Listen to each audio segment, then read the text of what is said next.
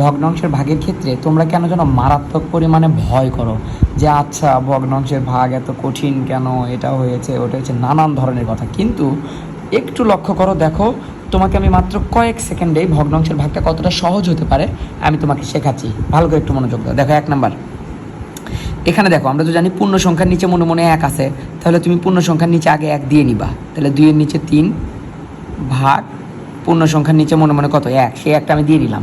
আমরা জানি ভগ্নাংশের ভাগ কখনো করা যায় না, ভাগকে গুণে পরিণত করে নিতে হয়। ভাগকে কিসে পরিণত করে নিতে হয়?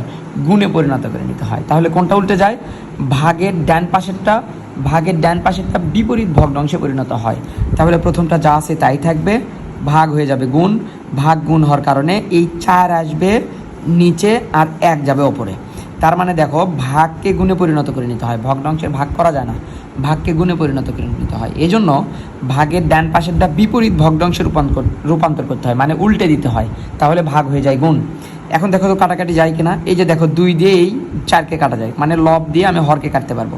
তাহলে 2 1 2, 2 2 4, আর কি কোথাও কাটা যায় না। তাহলে লব লব গুণ করো, হর হর গুণ করো, তাহলে 1 1 1 আমরা পেলাম 1, 3 2 কত হয় 6।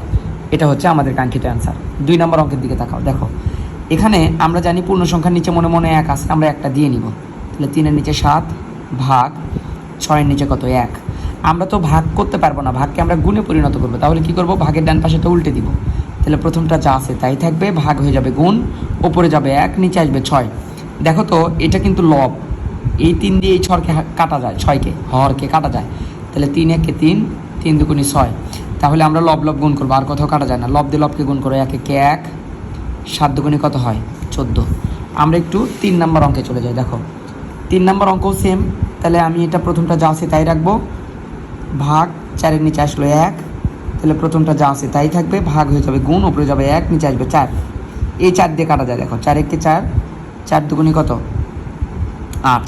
তাহলে আর কি কোথাও কাটা যায় না। তাহলে লব লব গুণ করো, তাহলে 2 1 2, 5 1 কত হয় 5। তোমরা একটু আমাকে এই যে 4 নম্বর অঙ্কটার সমাধান করে কমেন্ট বক্সে জানিয়ে দাও তোমরা বুঝতে পেরেছো কিনা। আজকে এই পর্যন্ত, দেখা হবে পরের ভিডিওতে। সে পর্যন্ত ভালো থাকো, সুস্থ থাকো, আল্লাহ হাফেজ।